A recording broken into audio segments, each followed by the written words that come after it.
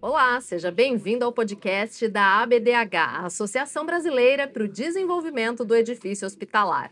O papo de agora vai ser com 3 arquitetos, só que cada um deles atua em um ponto diferente quando o assunto é a aprovação de um projeto. Eu estou aqui com o Marcos, também com a Bárbara e com a Michele, mas antes de eu apresentá-los, eu acho que eu vou fazer diferente. Eu vou pedir para vocês se apresentarem e dizerem em qual dessas pontas que eu falei para a aprovação do projeto vocês estão. Marcos, por favor. Tudo bem, muito obrigado pelo convite de estar aqui nesse novo podcast da BDH. Meu nome é Marcos Barbedo, eu sou arquiteto, trabalho com projetos na área da saúde, para hospitais, clínicas, já há quase 20 anos, e trabalhamos muito, uma parte fundamental do nosso trabalho como projetista da área da saúde é participar, vamos dizer assim, realizar a etapa de processo legal, de projeto básico e de aprovação na vigilância sanitária. Então, é uma etapa que gera várias, vamos dizer assim, várias tensões em todas as partes envolvidas, né? Sejamos nós e as colegas também. Quando a gente está falando em vigilância sanitária, a gente pensa logo em poder público, que quem está representando aqui é a Michele, né, Michele? Exatamente. Então, meu nome é Michele Poitevin. Eu represento aqui a Secretaria de Estado da Saúde. Nós temos uma área específica lá, que é da vigilância, e a gente tem uma outra área, que é onde eu atuo especificamente, que é numa diretoria de obras vinculada a projetos dos nossos próprios. Então, a gente também passa pela aprovação. Acho que é importante falar, né, que a gente tem... Dos próprios projetos. Dos nossos próprios projetos, a gente também passa pela vigilância. Então, é um aprendizado conjunto aqui, a gente está aqui para contribuir nessa conversa. Só vou completar que você falou que faz parte da secretaria, mas não disse o estado. Então, para você que está assistindo, a Michele é do Paraná. Aliás, estamos aqui muito bem representados pelos estados do Brasil, Paraná, Rio Grande do Sul, e a Bárbara, que representa aqui o estado de São Paulo. E, Bárbara, conta pra gente, então, qual é a sua atuação na arquitetura?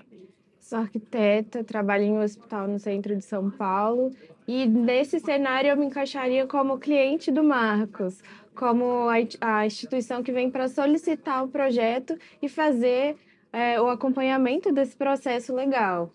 Geralmente os hospitais a gente não consegue ter equipes suficientes para desenvolver esse projeto, então a gente faz a contratação para que um outro escritório por fora que tem uma equipe maior, que tenha a expertise também, possa desenvolver esses projetos para a gente.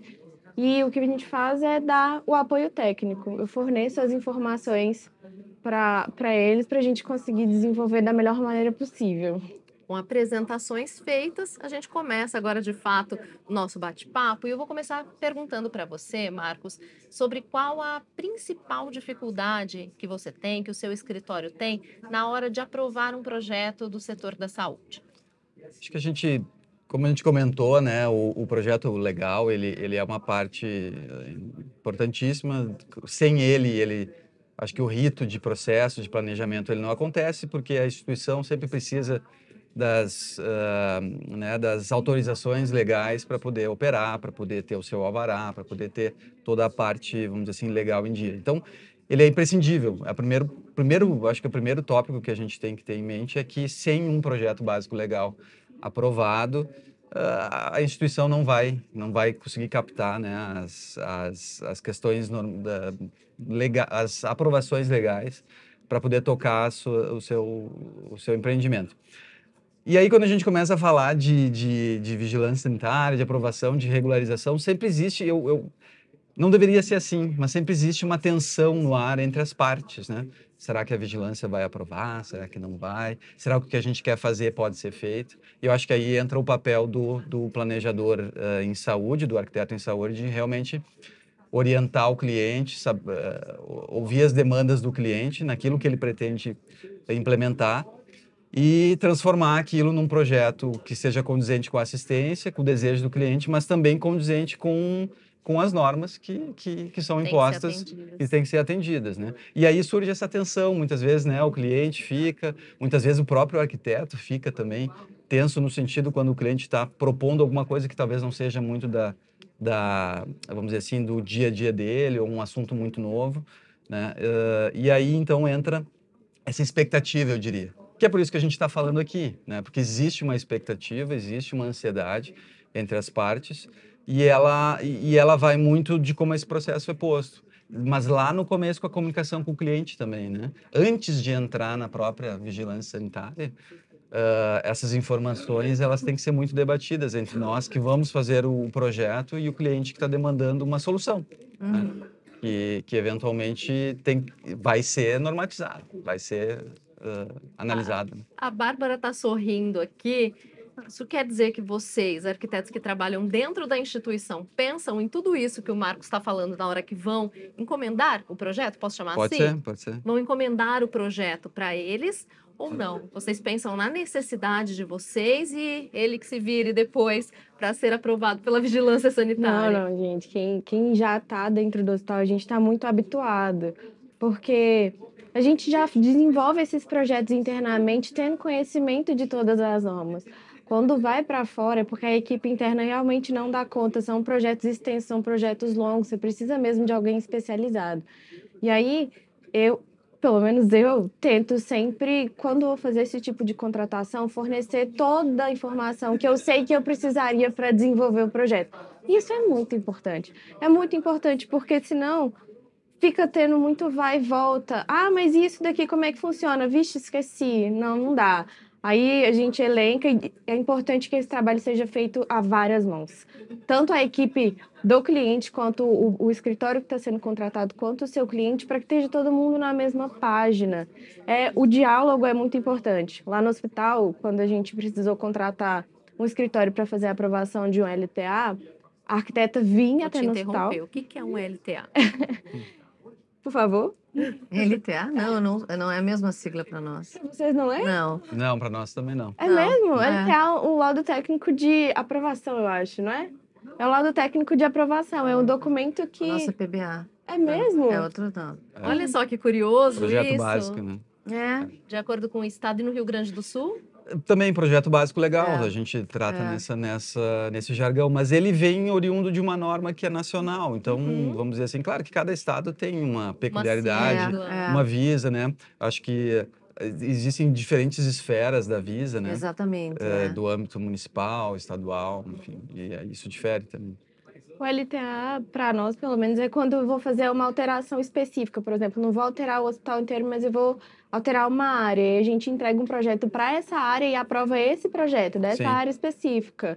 Aí, quando a gente precisou desenvolver esse projeto com a LTA, a arquiteta ia ao hospital, eu conversava junto com ela, porque a gente entrega planta de fluxo, entrega vários diagramas para que a Visa consiga entender como é que funciona a sua operação, porque é isso que é o mais importante.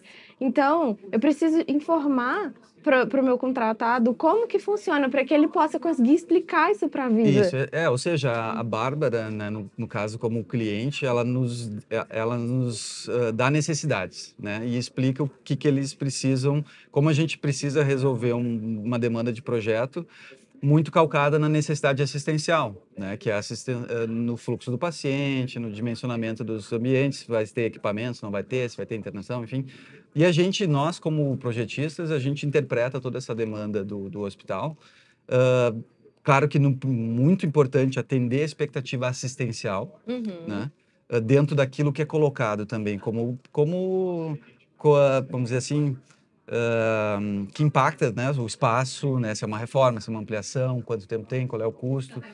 Isso tudo a gente bota num caldeirão e aí um dos ingredientes é a questão normativa. E o Brasil tem, né, como todos conhecem, tem uma normativa muito estabelecida, né, RDC 50, que rege os projetos em saúde. E a gente pega, então, essas demandas todas e, claro, começa a fazer um casamento normativo. Porque a gente também tem que orientar o cliente no sentido daquilo que a expectativa dele assistencial também precisa cruzar com a expectativa normativa, né? Porque eu não posso abrir mão de espaços normatizados, por exemplo, ambientes de apoio, para atender só uma demanda assistencial, né? Por exemplo. Vou ter só leito, mas não vou ter nenhum apoio, não vou ter posto de enfermagem, não vou ter sala de utilidades. Então, a gente tem que juntar toda essa expectativa e criar um projeto legal que seja capaz de ser aprovado e ser apresentado à Visa, né? Dentro das muitas dificuldades, eu compartilho dessa, é a gente conseguir convencer o seu cliente final de que essa área é muito necessária. Eu preciso mesmo de uma sala de utilidades, eu preciso de uma Isso, sala técnica, eu preciso isso, desse apoio técnico, porque senão a operação não vai conseguir O cliente final é a desempenhar gestão do isso. hospital. isso, geralmente a diretoria ou algum médico que contratou para poder fazer o escritório. A gente precisa muito desse espaço de apoio e convencer ele a reduzir a quantidade de leitos para que a operação possa funcionar é um trabalho Existe hercúleo, uma assim. demanda, uma expectativa e uma realidade de projeto, né? Uma expectativa assistencial e uma realidade que possa ser colocada dentro daquelas condições que estão postas, sejam elas normativas, espaciais, de custo, né? E, e aí, com esse projeto, vamos dizer assim, debatido com o cliente, a gente vai para aprovação. Entendi. Depois que ele já foi desenvolvido, isso é uma coisa que se nas palestras hoje e ontem também se debateu muito aqui no Congresso, que é essa participação efetiva do projetista com o cliente e com o cliente assistencial, né? Claro que tem a questão estratégica do negócio, mas o cliente assistencial na inter-relação entre a arquitetura, né? Mas a assistência, a enfermagem participando desse processo para que a gente tenha porque isso é uma coisa que, às vezes, a normativa, né, a RDC 50, na questão da aprovação, ela nos impõe que parece que a gente vai ter um projeto homogêneo e todos os projetos vão ser iguais. Isso não existe. Cada projeto é um projeto, cada instituição é uma instituição. Cada instituição tem uma cultura assistencial diferente e isso vai gerar um projeto diferente. Mas a norma é a mesma para todo mundo, Para todo né? mundo. Então, esse é o grande desafio, né, do projetista, de juntar essas informações e criar um projeto específico para aquele cliente, mas que atenda todas as normas. E aí eu acho que entra a questão do tensionamento, né? Dessa insegurança que Se vai muitas passar vezes ou a não. gente tem, se vai passar ou não, se é um projeto diferente, ou se ele tem condicionantes muito rígidas, né? Pouco espaço. E aí começa o processo, vamos dizer assim. Vamos Entendi. começar o processo e começa um debate técnico com a Visa, né? E aí eu vou perguntar para a Michelle, então, depois chegamos nesse ponto aqui, o projeto chegou até vocês, como é que funciona? Ele passa primeiro pelo setor que você trabalha, de arquitetura de projetos, depois que ele vai para a vigilância, ele vai direto para a vigilância e é discutido com vocês. Como é que funciona esse processo da aprovação? Então, a gente está representando estados aqui diferentes e cada estado tem uma dinâmica, né? Haja vista a própria sigla que a Bárbara usou, que para a gente não é uma sigla comum. Então, no Paraná, nós temos uma divisão dentro da Secretaria de Saúde. A vigilância sanitária é uma área específica. A gente, né, tem como premissa que ela é independente. Então, ela atua de uma forma direta com os municípios e a gente tem municípios de diferentes portes lá. Então, tem municípios que têm condição de aprovar projetos até uma certa complexidade, aí é vigilância municipal. Então, na hora que você fala vigilância aqui, todo mundo pensa que é a mesma, mas não é. A gente tem vigilâncias municipais, que dependendo do porte do município, ela tem uma autorização para aprovação, e tem, quanto maior complexo o projeto, ele vai subindo de instância. Então, tem alguns municípios do Paraná que podem aprovar projetos com maior complexidade, como um hospital, uma indústria, né, laboratórios maiores, e aí tem outros projetos específicos que daí tem que vir para o Estado mesmo. Né? A nossa área lá, a área que eu atuo, é uma área que desenvolve projetos para a própria secretaria.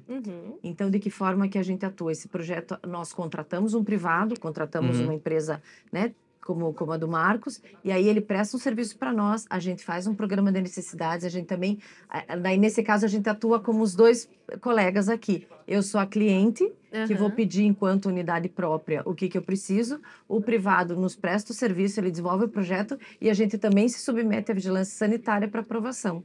Então, é importante destacar que a gente tem diversas áreas dentro da saúde, né? Eu não estou representando a vigilância aqui, mas de alguma forma, assim, colocar como é que ela atua, né? Então, ela atua totalmente independente, e aí com ou o município, ou o privado, ou o próprio Estado pode demandar para aprovação da vigilância. Então, a gente também passa, às vezes, pela mesma situação. Sim. Eu acho que o que é importante é destacar que a gente sempre pensa no paciente, né? O paciente é a nossa régua, é o paciente que tem que nortear as nossas decisões, e a legislação está para a segurança do paciente e também dos próprios trabalhadores. Então, às vezes, a gente pensa que a legislação é muito rigorosa, como você falou, é uma sala de utilidades, às vezes é um DML que o gestor não entende, mas é para a segurança do paciente e de quem trabalha. Então, a norma, ela está aí, né, numa revisão até, ela tem um certo tempo, mas ela é que está Muito vigente. necessária, por Ela é enquanto. necessária, a gente tem que se modernizar, mas ela visa a segurança de todos. Eu concordo Então, ela é que nem o bombeiro, né? É A gente está aqui essencial. num ambiente de saúde, mas a gente teve aqui também mini curso de bombeiro. O bombeiro é essencial. E daí, quando o bombeiro pede uma rota de fuga, um elevador, numa área... a gente tem que considerar isso, porque a gente está trabalhando com saúde, Eu né? concordo completamente com você. Eu acho que a gente tem uma visão muito inimiga das normativas É. vigentes. Só que elas não são as nossas inimigas, elas são elementos norteadores para auxiliar quem não tem muita experiência de projeto e para que a gente consiga garantir uma qualidade e a segurança mínima para o usuário desse espaço. E ter de bombeiro, a gente pensa, meu Deus, eu preciso aprovar no corpo de bombeiros como é que vai ser. Quando a gente tem dúvida, e a melhor maneira de solucionar isso sempre é perguntando. As experiências que a gente tem lá no hospital com relação à vigilância sanitária, ou mesmo a prefeitura, não sei como faço, ou estou com dificuldades, a gente agenda uma reunião e conversa com eles, porque é uma turma que está sempre muito aberta para receber a gente e tirar as dúvidas. Mas isso não é uma norma. Isso, por experiência própria, não é uma norma, não é um comportamento homogêneo, porque, obviamente, as visas são muito diferentes em todo o Brasil, né? E desculpe te cortar, Michelle, Bárbara, mas só para comentar, porque esse relacionamento nem sempre é tão Não é- fluido, né? Ele às vezes ele é mais, vamos dizer assim, quase que normatizado também, meio naquilo que as RDCs de análise, né? Que provavelmente a RDC 51 dizem que é o comportamento das visas frente aos projetos, né? O rito de análise de projetos. Eu posso até dizer que no Paraná a gente tem uma resolução que institui a forma de apresentação dos projetos. Isso. E o que acaba atrasando no Paraná é que empresas ou escritórios que não têm essa expertise entram no mercado para atuar na área de saúde e aí acabam usando da avaliação da Visa para poder desenvolver o seu projeto. Então, ela Sim. começa com um projeto que ela não tem ideia do que ela está fazendo. Aham. Aí, falar de profissionais que daí... Né, A Visa não é um órgão consultor, não isso é um órgão importante consultor. a gente dizer. E daí Ela é um o órgão problema é fiscalizador. que muitos arquitetos, né, infelizmente colegas nossos, acabam buscando um mercado que eles não têm expertise, aí eles dão entrada num projeto que está bem aquém do que a norma exige, aí os técnicos, que não são muitos, e eu acho que isso é uma realidade, Sem né, dúvida, do setor sem dúvida, público, infelizmente, eles né? acabam demorando essa análise e atrasando os que são sérios, os que têm um conhecimento, acabam atrasando todo o processo. Então, a Visa acaba sendo a vilã, quando, na verdade, ela está ali para assessorar e exatamente. para ajudar a que a norma seja efetivamente cumprida, né? Se eu puder pensar dois conceitos que a Michelle trouxe na fala dela, que é o seguinte: uma, a independência da Visa. Isso é muito importante. Os técnicos são independentes, eles têm a normativa e as resoluções dos lados deles em relação ao rito de aprovação dos projetos. Isso é extremamente importante no sentido da independência de estar blindado de processos políticos, né? Porque a gente sabe que às vezes acontecia muito e isso evoluiu muito já, né? Como eu comentei, eu vim quase 20 anos aprovo projetos. Isso lá atrás era muito mais frequente. Isso evoluiu muito e isso é resultado do conceito de independência das visas. Agora, por outro lado, isso às vezes, dependendo do perfil da própria Visa, isso pode também ser contra o trabalho. Porque a Visa também, no meu ponto de vista, de quem está do lado do balcão, de quem está fazendo a aprovação, também não pode se encastelar num processo onde só ela dita as regras. Então, eu vejo muito esse processo como uma troca técnica. Tem que ser uma troca técnica, né? Nós somos técnicos projetistas responsáveis e nisso a norma, como vocês estavam comentando, a norma é muito boa porque ela traz um padrão mínimo para um país que é enorme, muito diferente, mas muito diferente, as realidades diferentes, econômicas, sociais, culturais e de assistência. Então isso foi muito bom, isso é muito bom. A norma, ela, como tu comentasse, Michelle, ela tem que se atualizar, ela tem 22 anos. Né? Isso é uma coisa que puxa para trás, porque a gente tem desafios em novos programas de saúde. que não estão Até porque as contemplados. instituições de saúde mudaram, né? Claro, são completamente As Os diferentes. necessidades equipamentos, mudaram. né, as necessidades. Exatamente. A gente vê que a medicina, o tratamento evoluiu muito, né, em termos de Uhum. equipamento, de cargas, de Isso. parte de tudo. Então a gente precisa se Não, atualizar. e exatamente o que a Bárbara estava comentando também, que é uma cultura muito de cada. Eu bato muito nessa tecla. Cada instituição tem uma cultura assistencial e de negócio. E isso gera projetos diferentes. Então, o nosso papel como projetistas é captar essa essência, né, de cada instituição e transformar um projeto efetivo e, claro, normativamente responsável. Mas isso também pressupõe que os projetos podem ultrapassar conceitos que a norma não falou. E aí começa um pouco desse tensionamento que a gente sabe que é meio latente, né, que a Michele comentou. Claro que esse tensionamento também acontece, às vezes, por falta de experiência. Não vou De dizer alguns de experiência, mas projetistas, falta de repertório, né? Ainda um conhecimento que está sendo construído por parte do projetista. Mas aí eu queria puxar um aspecto que eu considero muito importante, que é o seguinte: o projetista, ele é um agente de vigilância sanitária. Ele é. Nós estamos assinando um projeto, né? Nós somos responsáveis por ele e eu tenho que atender a norma. Então, eu sou um agente. Se a gente se colocar nesse papel, Fica mais fácil. não de embate, mas de Mas de cooperação, agente regulador, cooperador. eu tenho responsabilidade e então eu não vou A gente é ultrapassar as normas, né? corresponsável por Exatamente. aquilo que você propõe. Exatamente. Deixa eu te perguntar, como que você tem lidado com, por exemplo, projetos para edificações existentes, né? Porque vem Reformas. muito isso. Que é o principal, é o grande é volume o de que a trabalho. gente mais faz. Quer fazer assim, um hospital novo, Sim. né, uma Quando Uma você tem oportunidade mais todas rápida. melhor as dos mundos, né? possibilidades, é muito mais fácil. E aí, às vezes, a gente entra em algumas situações onde a própria infraestrutura não permite que você faça algumas adequações que são exigidas. Como que vocês trabalham Não, essa situação? Exatamente. E esse é o grande volume de trabalho do projetista que está trabalhando para diversos clientes, né? Que, vamos dizer assim, tem o seu escritório. Então, como eu comentei, cada caso é um caso.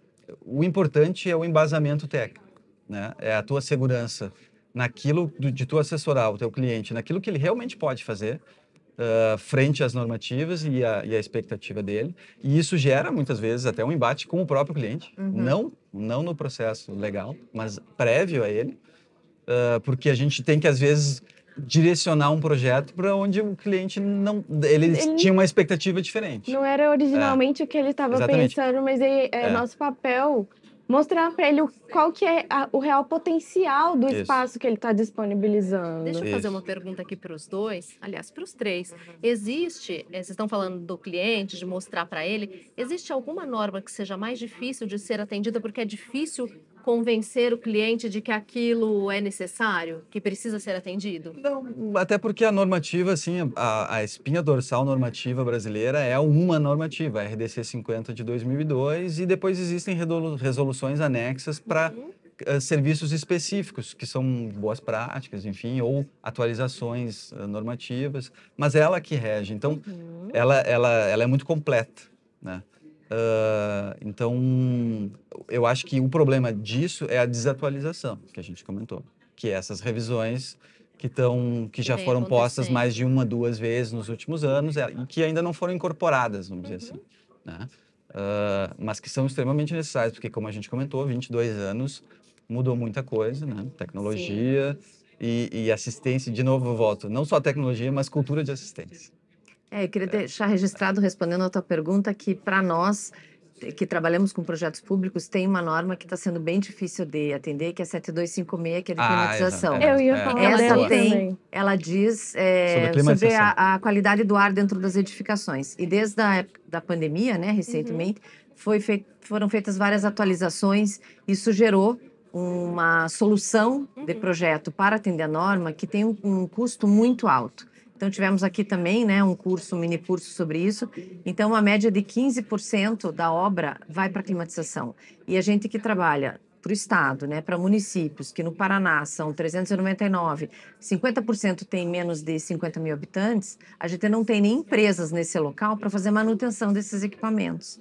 Então, claro, tem toda uma normativa, tem toda uma necessidade técnica para isso, mas na prática, a gente não tem como atender. Entendi. Então fica um dilema muito grande entre essa questão da climatização. E a capacidade de instalar esse novo conceito normativo em ambientes existentes, né, em operação, que muitas vezes não foram muito mais pensados para isso. difícil ainda. Eu concordo plenamente com a Michelle. Se ela não tivesse falado, eu ia falar da 7256, porque a gente está falando de ar, não é um negócio muito palpável. O cliente não consegue ver isso dando rentabilidade para ele. E os equipamentos, eles ocupam muito espaço. E agregou o custo, espaço, né? fica muito mais de caro. operação muito, e depois de manutenção. A troca dos filtros é muito frequente. A qualidade do ar ela é extremamente importante, mas para o cliente, ele enxerga isso só como despesa. É só custo, porque ocupa um espaço muito grande, é dispendioso, é muito caro de manter. E ele fica pensando, mas eu preciso mesmo colocar esse equipamento aqui? Mas isso pegando essa eu deixa... acho bastante difícil. Que de repente poderia colocar de novo, sei lá, as máscaras dentro do hospital. A gente tem outros tipos de cuidados que poderiam ajudar. É que pensam daí no setor mais crítico e que está todo mundo contaminado. Eu pessoalmente, falando de ar, e isso realmente tem um impacto muito grande, a questão do ar-condicionado no projeto arquitetônico, porque ele é uma especialidade de engenharia que impacta demais no projeto arquitetônico. Por espaço, por demanda de espaço técnico, por demanda de entreforro, por demanda de custo, né? Então, isso realmente... A norma ela é muito nova, né? Ela é de 2000, a última atualização de 2022, então eu brinco que ela está assentando ainda, né? A gente está nesse momento de choque. A questão ainda estamos nesse momento de choque.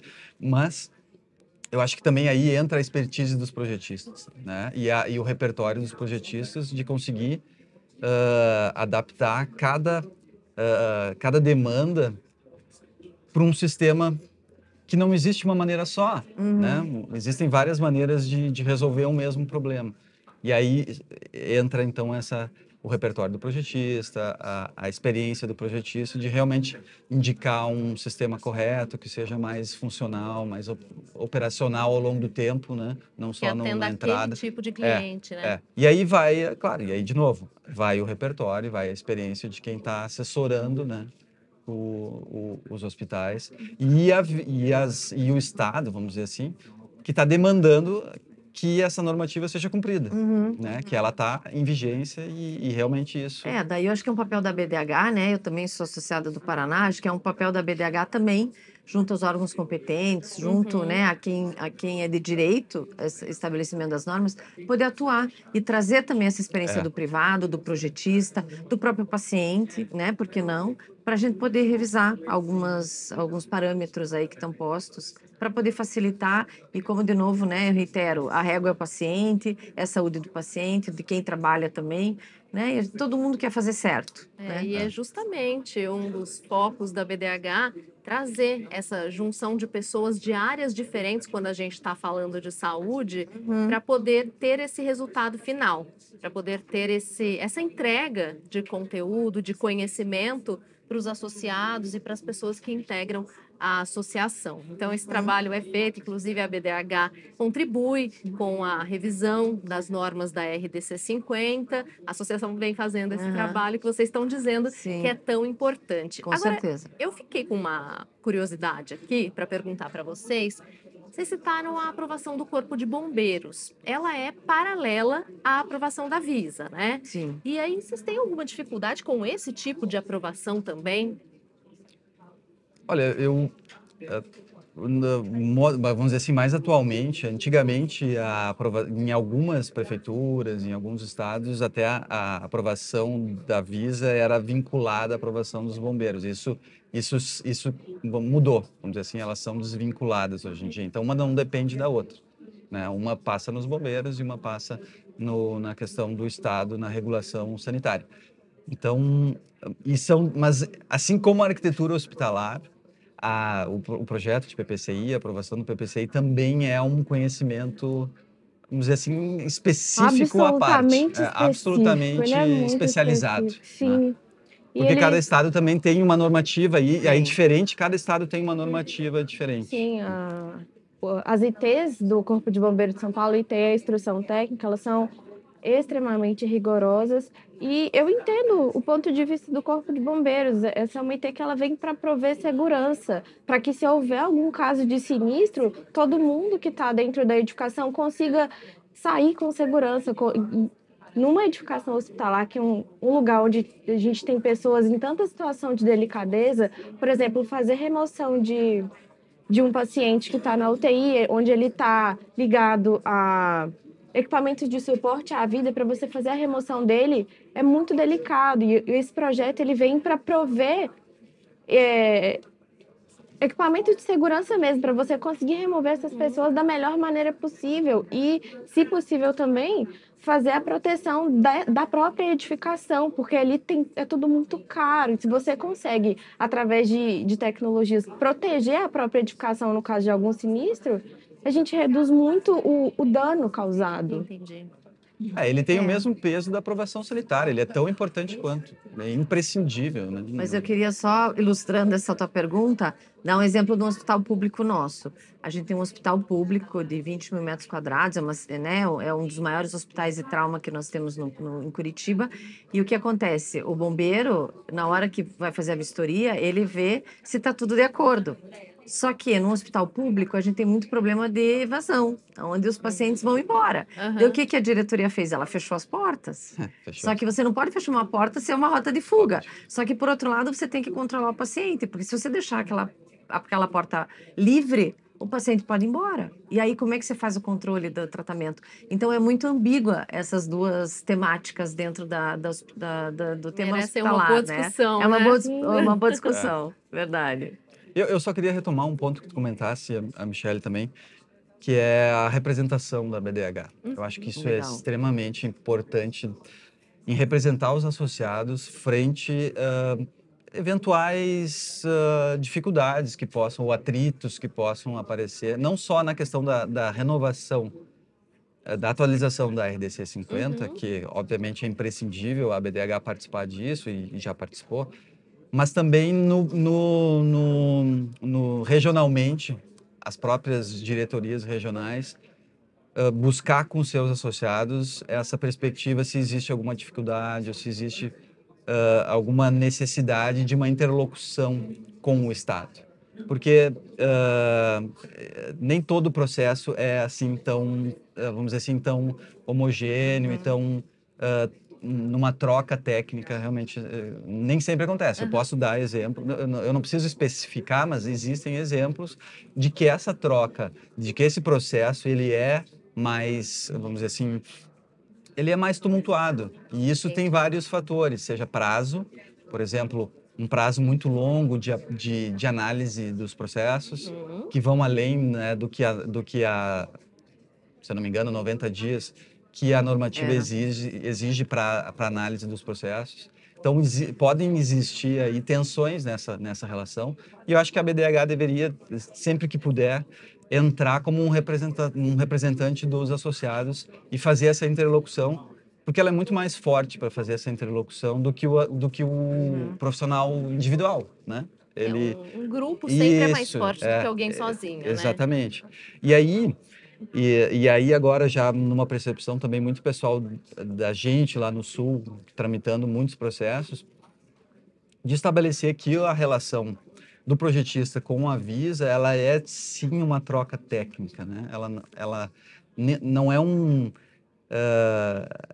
ela é uma troca de ideias técnicas, né? Ela não é a Visa não pode ser vista como um fiscalizador que impõe as coisas, porque, de novo, a norma ela tem uma pegada já de 20 e poucos anos e as coisas mudaram muito. Então se pode resolver projetos assistenciais diferente do que se fazia há anos atrás. E isso tem que estar em mente também, vamos dizer assim, nos órgãos fiscalizadores, de que as coisas evoluíram e que muitas vezes o que está posto na norma pode ser debatido tecnicamente, mantendo um espírito normativo, né? Porque o espírito normativo ele não vai mudar.